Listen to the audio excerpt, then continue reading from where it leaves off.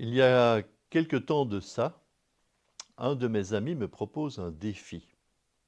Il me donne à tenir un petit bout de métal et me demande si je peux deviner ce que c'est. En observant l'objet, je me dis que c'est un petit bout de fragment d'aluminium ou de duralium éventuellement, très léger. On dirait que l'objet a littéralement été un fragment de quelque chose qui a explosé. Et donc, j'en arrive à la conclusion qu'il s'agit soit d'un fragment d'avion ou de zeppelin. Et je parie sur le zeppelin. Voici donc l'histoire du LZ-37 et du sous-lieutenant Warnefort.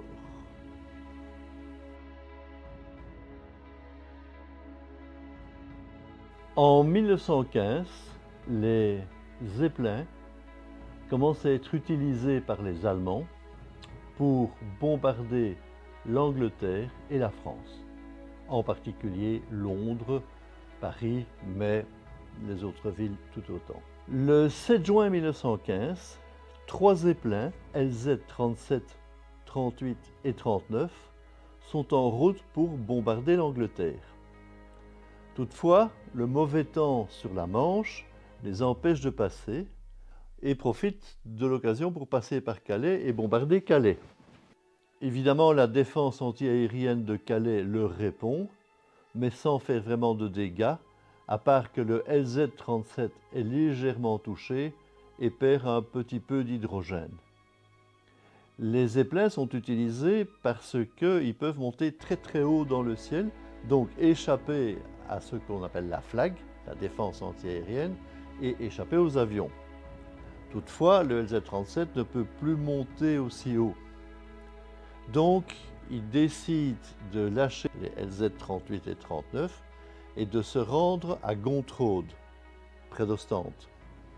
En chemin, il croise un avion piloté par le sous-lieutenant Warnefort.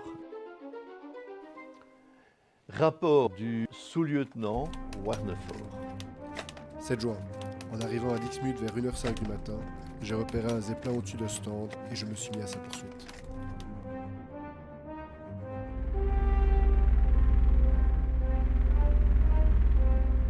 Quand Warnefort repère le zeppelin, il approche avec son morin saunier qui fait quand même un peu de bruit et l'équipage du zeppelin l'entend avant de le voir approcher.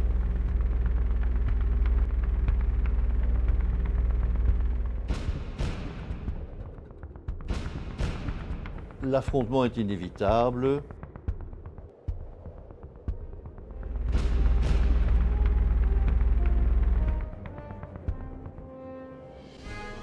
Le zeppelin est beaucoup plus lourdement armé. Le capitaine et le pilote du zeppelin décident de poursuivre Warnefort, donc change légèrement de cap et le poursuivent, mais Warnefort parvient à s'échapper. Mais il ne laisse pas le zeppelin tranquille pour autant. Il va le contourner, monter plus haut que le zeppelin, et puis coupe son moteur pour être totalement silencieux et descend sur l'arrière du zeppelin.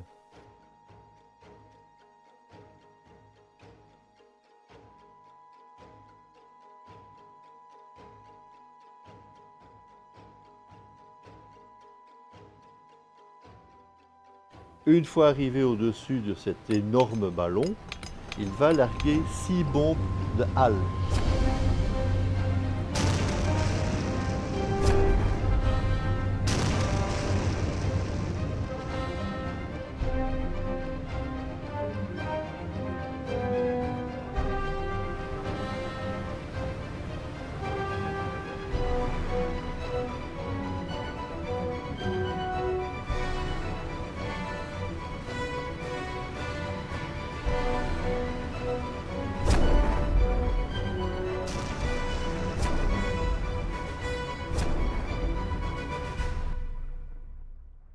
Warnefort ne parvient pas à redémarrer son moteur qui était coupé et il plonge vers le sol.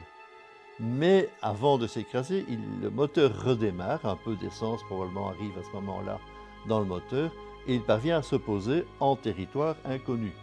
Il y a du brouillard, on est en pleine nuit, Il ne sait pas du tout où il est, mais bon, il va préparer son avion pour être détruit si les Allemands le capturent. Mais d'un autre côté, il se rend compte qu'en fait, il peut également essayer de le réparer. Il prend donc sa clé, son matériel, et se met à réparer le moteur.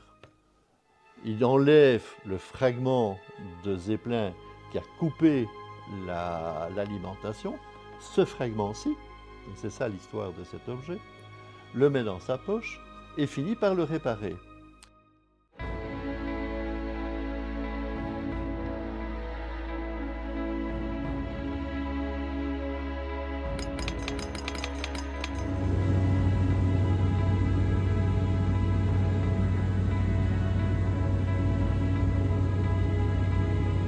C'est le premier pilote dans l'histoire à avoir abattu un Zeppelin à partir d'un avion.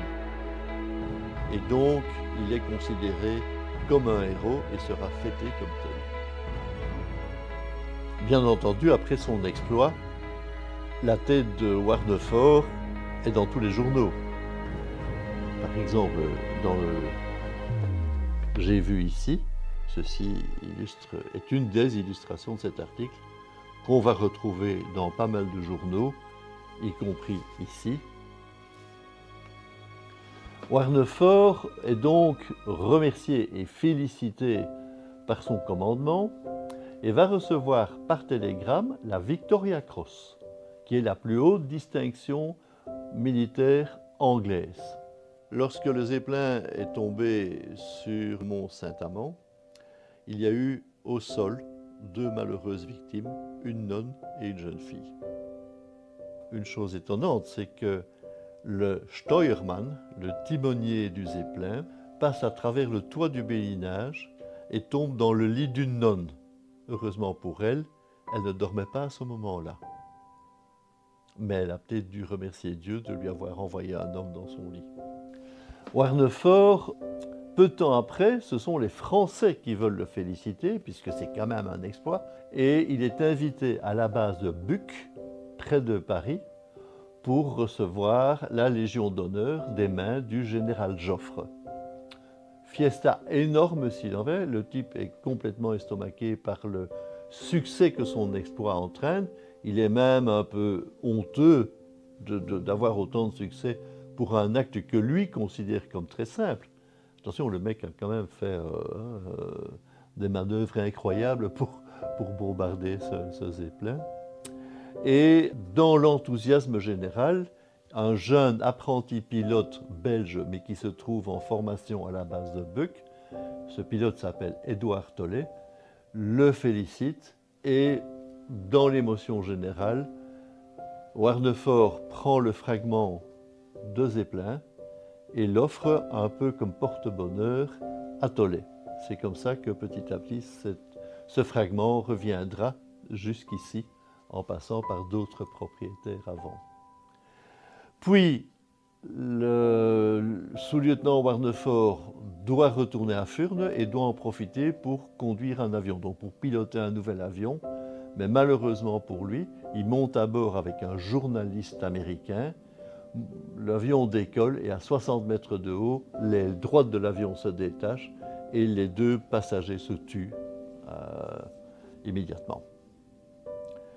Chose étonnante, pour laquelle d'ailleurs ce genre d'objet rentre au Surnaturel, des années plus tard, en 1930, Édouard Tollet est devenu un pilote expérimental. Et il doit tester un nouvel avion. Il monte dans l'avion et de nouveau en décollant, l'aile se détache.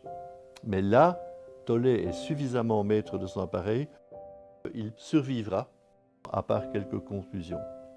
Donc c'est assez étonnant d'avoir 2 personnages à quelques années d'intervalle qui se sont rencontrés qu'une fois, mais qui quelque part possèdent le même fragment de Zeppelin, 2 personnages qui subissent le même accident dans les mêmes conditions. Magie, chance, malchance, qui sait ?